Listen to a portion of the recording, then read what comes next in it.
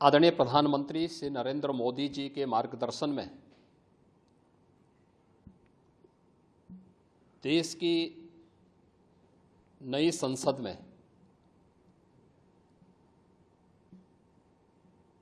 माननीय वित्त मंत्री जी ने देश का आम बजट प्रस्तुत किया है। यह बजट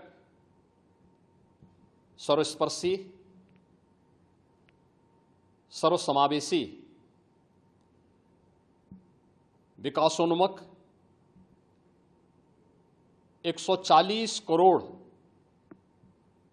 भारतवासियों की आशा, आकांक्षा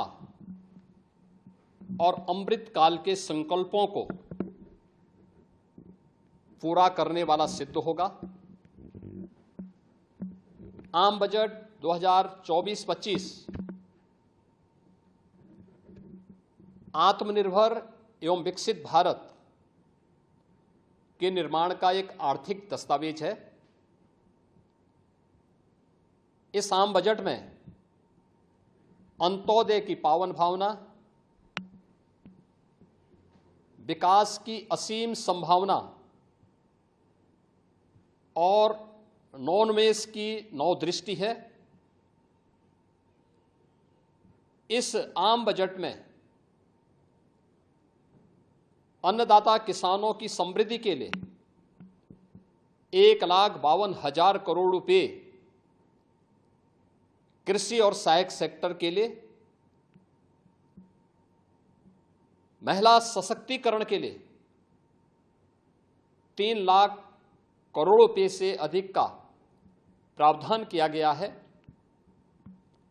स्वाभाविक रूप से आधी आबादी, देश के सबसे बड़े राज्य उत्तर प्रदेश की आधी आबादी इससे सर्वाधिक लाभान्वित होने वाली है, और खासतौर पर तब जब उत्तर प्रदेश 2020 से ही मिशन शक्ति के कार्यक्रम को प्रभावी ढंग से यहां पर जमीनी धरातल पर उतार रहा है।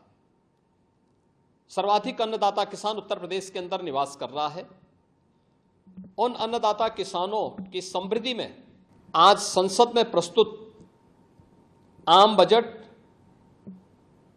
बड़ी भूमिका का निर्वहन करने वाला है। युवाओं के लिए लाखों नौकरियों के साथ साथ मध्यम वर्गीय परिवार के लिए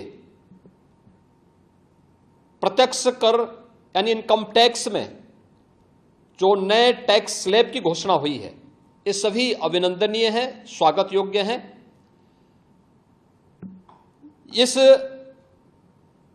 पूरे बजट को अगर मैं कह सकता हूं कि यह बजट भारत को $5 ट्रिलियन की इकोनॉमी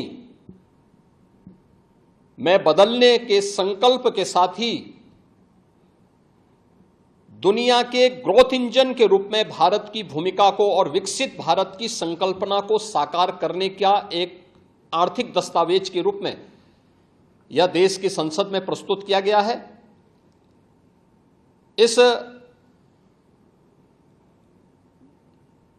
140 करोड़ जनता जनार्दन के लिए समर्पित, उनकी आशा, उनकी आकांक्षा और अमृत काल के संकल्पों को पूरा करने वाले इस बजट के लिए मैं आदरणीय प्रधानमंत्री जी के प्रति आभार व्यक्त करता हूं। माननीय केंद्रीय वित्त मंत्री माननीय श्रीमती निर्मला सीतारमण जी को और उनकी पूरी टीम का मैं अभिनंदन करता हूं। मध्यम वर्ग को राहत देने के लिए इस आम बजट में जो उपाय किए गए उसको लेकर क्या कहना है? देखिए, मध्यम वर्गीय परिवार में टैक्स के बारे में सबसे बड़ी छूट आज उपलब्ध हुई है, और ये लंबे वर्ष समय से ये मांग चली आ रही थी। 3 लाख तक के प्रत्यक्ष कर यानी इनकम टैक्स में कोई भी टैक्स नहीं लगेगा। इसके साथ साथ अन्य जो स्लैब भी दिए गए हैं वे काफी राहत भरे हैं। अलग अलग सेक्टर के लिए जो प्रावधान किए गए हैं, गांव के लिए, गरीब के लिए, किसान के लिए, नौजवान के लिए, एमएसएमई सेक्टर के लिए, ये लाखों नौकरियों को क्रिएट इससे होगा। इंडस्ट्री के लिए जो प्रावधान किए गए हैं, मुझे लगता है ये सभी स्वागत योग्य हैं।